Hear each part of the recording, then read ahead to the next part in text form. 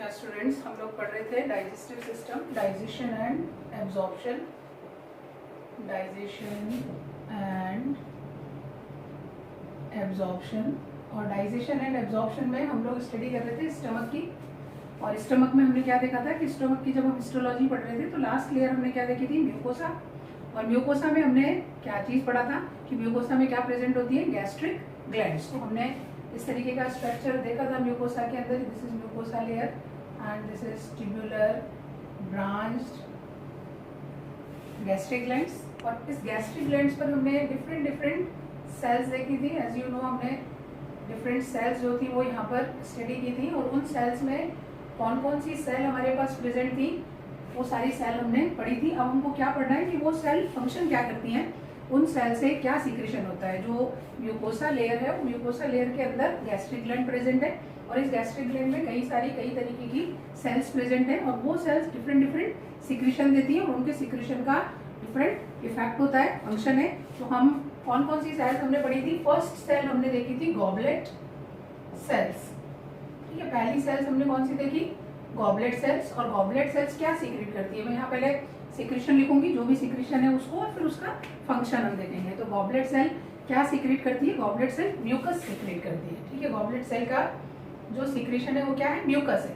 और म्यूकस क्या फंक्शन करता है, जो म्यूकोसा लेयर में जो गैस्ट्रिक ग्लैंड है उसमें जो गॉबलेट सेल्स हैं वो क्या करती है, वो थोड़ी सी ग्लैंड के अंदर भी प्रेजेंट है वो सेल और बाहर वाली लेयर के ऊपर भी प्रेजेंट होती है। ये म्यूकस को सीक्रेट करेंगे और म्यूकस इस पूरे स्टमक को इनसाइड जो लाइनिंग है, म्यूकोसा जो लाइनिंग है उसको प्रोटेक्ट करता है। म्यूकस एसिड से प्रोटेक्ट करता है क्योंकि हम आगे की सेल देखेंगे उसमें एसिड सीक्रेशन होगा। और एसिड क्या कर सकता है, स्टमक की जो वॉल है, स्टमक प्रोटीन का बना हुआ है, स्टमक की वॉल जो है उसको डाइजेस्ट कर सकता है, उसको डैमेज कर सकता है। तो उस एसिड से बचने के लिए, उस एसिड से प्रोटेक्ट करने के लिए जो गॉबलेट सेल्स होती हैं वो किसका सीक्रेशन करती हैं, म्यूकस का सीक्रेशन करती हैं। ठीक है, तो इसका फंक्शन क्या है, प्रोटेक्ट्स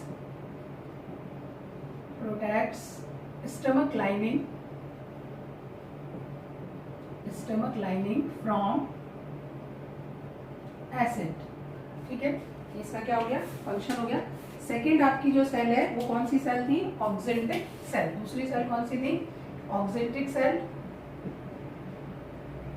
ऑक्जेंटिक सेल्स जो है वो क्या सीक्रेट करती हैं, ऑक्जेंटिक सेल से सीक्रेट होता है एक तो नंबर 1 तो HCl। ठीक है, ये सीक्रेशन हो गया। क्या सीक्रेट होता है, HCl। अब HCl के क्या फंक्शन होंगे, HCl क्या करेगा, HCl एसिड है, हाइड्रोक्लोरिक एसिड है। हाइड्रोक्लोरिक एसिड क्या करेगा, पीएच को कंट्रोल करेगा। सबसे पहले क्या करेगा, पीएच को कंट्रोल करेगा ताकि जो एंजाइम्स है वो क्या कर पाए, उतनी पीएच में फंक्शन, एंजाइम को अपना फंक्शन करने के लिए जितनी पीएच चाहिए होती है उस पीएच को मेंटेन कौन करता है, उस पीएच को कौन मेंटेन करेगा, HCl।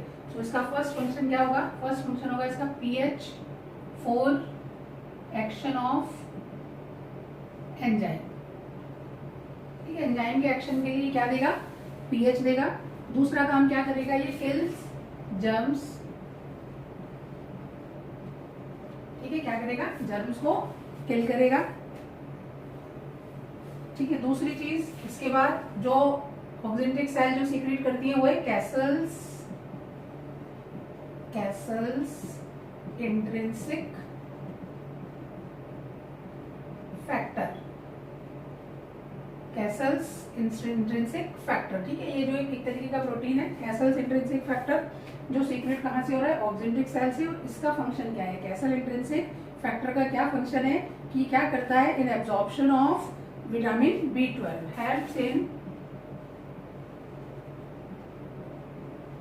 Absorption of vitamin B12। अगर किसी की बॉडी में विटामिन B12 की कमी है तो उसका एक कारण ये भी हो सकता है कि उसकी जो गैस्ट्रिक ग्लैंड है वहां से कैसल्स इंट्रिंसिक फैक्टर जो है वो सीक्रेट नहीं हो रहा हो। ठीक है, अपन B12 इनटेक कर रहे हैं, बॉडी में इनटेक कर रहे हैं, लेकिन उसके बाद भी हमारी बॉडी के अंदर विटामिन B12 नहीं जा रहा है। ठीक है, विटामिन B12 बॉडी में नहीं पहुंच रहा है, उसका कारण हो सकता है कि गैस्ट्रिक ग्लैंड से क्या चीज सीक्रेट नहीं हो पा रही हो, ऑक्जेंटिक सेल क्या सीक्रेट नहीं कर पा रही हो, कैसल्स इंट्रिंसिक फैक्टर नहीं बन रहा हो। कैसल इंट्रिंसिक फैक्टर नहीं बनेगा तो विटामिन B12 जो है वो उसके एब्जॉर्प्शन में दिक्कत होती है, विटामिन B12 जो है वो एब्जॉर्ब नहीं हो पाता है। ठीक है, तो कैसा इंट्रिंसिक फैक्टर का फंक्शन हो गया विटामिन B12 का एब्जॉर्प्शन। इसके बाद तीसरी हमारे पास जो सेल आती है, तीसरी सेल है हमारे पास चीफ सेल्स, पेप्टिक सेल या जाइमोजन सेल। चीफ सेल्स, इसको हम पेप्टिक सेल भी बोलते हैं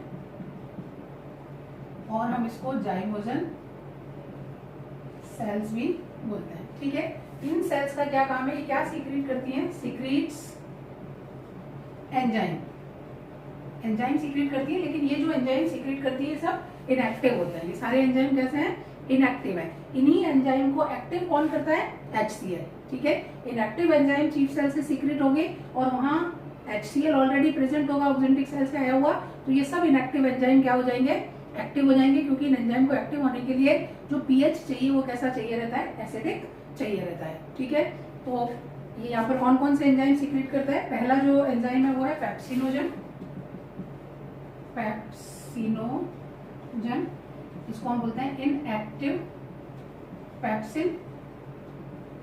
ठीक है, दूसरा एंजाइम है यहाँ पर प्रोरेनिन। ठीक है, प्रोरेनिन क्या है, ये मिल्क जो है, मिल्क उसको मिल्क प्रोटीन को डाइजेस्ट करता है, डाइजेस्ट मिल्क प्रोटीन। ठीक है, जो पेप्सिनोजन है वो प्रोटीन को डाइजेस्ट करेगा, लेकिन ये इनएक्टिव फॉर्म में है, पहले ये एक्टिव में होगा, इनएक्टिव पेप्सिन है, HCl की प्रेजेंस में ये एक्टिव पेप्सिन में चेंज होगा, देन फिर प्रोटीन को डाइजेस्ट करेगा।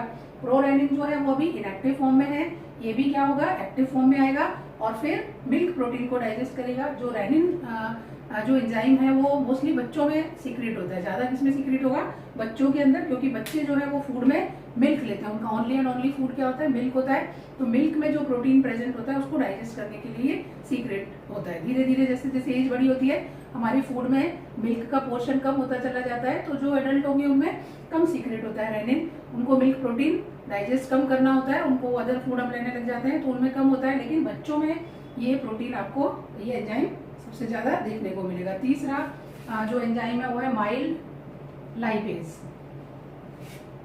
Mild gastric lipase. ठीक है, फैट को डाइजेस्ट करने के लिए, तो माइल्ड गैस्ट्रिक लाइपेज। तो तीसरी तरीके की सेल है चीफ सेल, वो ये 3 तरीके के एंजाइम सीक्रेट करती है और तीनों एंजाइम कैसे हैं, इनएक्टिव फॉर्म में। चौथा हमारे पास सेल आती है अर्जेंटाफिन सेल। चौथी जो सेल है वो है argentaffin cell, argentaffin cell. Argentaffin cell क्या करती है, अर्जेंटाफिन सेल सीक्रेट करती है सीरोटोनिन। ठीक है, अर्जेंटाफिन सेल सीक्रेट करेगी सीरोटोनिन। और सीरोटोनिन क्या करता है, सीरोटोनिन स्टमक की मसल्स को क्या करता है, कॉन्ट्रैक्ट करता है। स्टमक की मसल्स को ये क्या करेगा, कॉन्ट्रैक्ट करेगा। तो हेल्प इन कॉन्ट्रैक्शन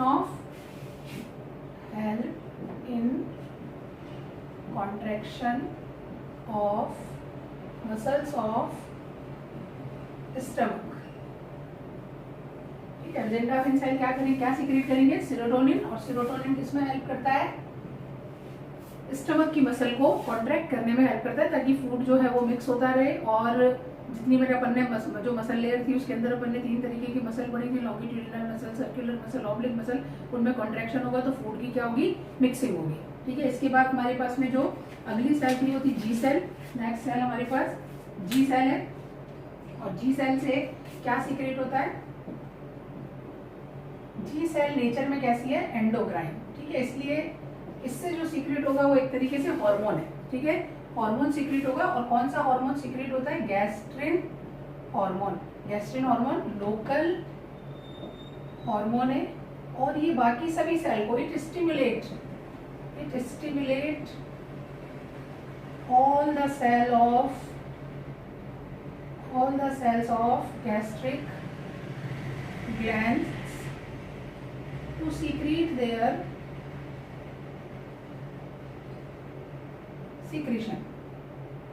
ये हार्मोन है और हार्मोन क्या करता है, स्टिमुलेट करता है ये स्टिमुलेट किसको करेगा, बाकी सभी सेल को, जितनी भी अपन ने सेल देखी, गॉबलेट सेल हुई, ऑक्जेंटिक सेल हुई, चीफ सेल हुई, अर्जेंटाइन सेल हुई, इन सबको ये गैस्ट्रिन क्या करता है, स्टिमुलेट करता है, ताकि ये सब अपने सिक्रीशन स्टार्ट करें। तो जी सेल जो है वो नेचर में कैसी है, एंडोक्राइन। एंडोक्राइन का मतलब कि इसका सिक्रीशन एंजाइम नहीं कहलाता, इसका सिक्रीशन क्या कहलाता है, हार्मोन कहलाता है। तो ये एक लोकल हार्मोन सिक्रीट करती है गैस्ट्रिन, और फिर ये क्या करता है, स्टिमुलेट करता है सभी सेल्स को। नेक्स्ट अपने पास जो सेल आती है वो सेल आती है अपने पास में बेसल सेल।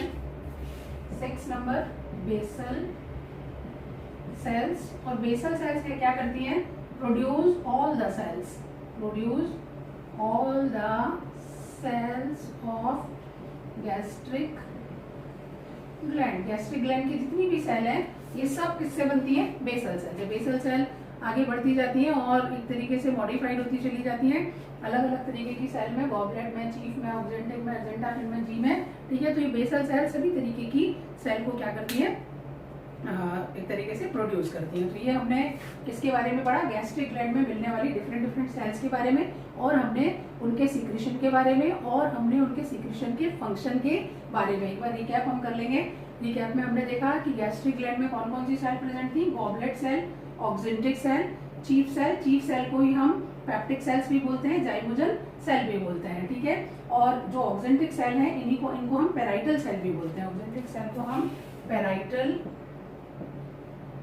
सेल्स भी बोलते हैं, ठीक है। तो गॉबलेट सेल के बाद में ऑक्जेंटिक सेल को पेराइटल सेल भी बोलते हैं। फिर तीसरी चीफ सेल या पेप्टिक सेल्स या जाइमोजन सेल्स। तीनों नाम में से कोई सा भी नाम आ जाए तो आपको ध्यान रखना चाहिए कि ये सब इनएक्टिव एंजाइम सीक्रेट करती है। चौथा अर्जेंटाइन सेल, पांचवा जी सेल, और छठा बेसल सेल।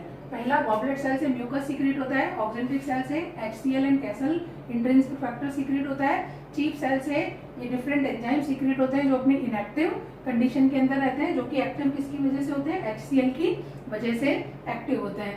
चौथा अर्जेंटाइन सेल है, क्या सीक्रेट करती है, serotonin. G cell endocrine in nature है, क्या सीक्रेट करती है, लोकल हार्मोन गैस्ट्रिन। और छठी बेसल सेल है जो इन सभी सेल को क्या करती है, प्रोड्यूस करती है। तो ये हमारी डिफरेंट टाइप की सेल हो गई। अब हम कंपोजिशन किसका बना सकते हैं, अब हम कंपोजिशन बना देंगे किसका, गैस्ट्रिक जूस का। इन सभी सेल से सीक्रेट जो कुछ भी सिक्रीशन हो रहा है उस सिक्रीशन को अगर हम क्या करें, कंपोज करें, तो हम कंपोज करके अगर सब चीजें राइट करें कि इनसे क्या क्या सिक्रीशन हुआ तो क्या बन जाएगा, गैस्ट्रिक जूस बन जाएगा, ठीक है। तो अब हम पढ़ेंगे कंपोजिशन ऑफ गैस्ट्रिक जूस।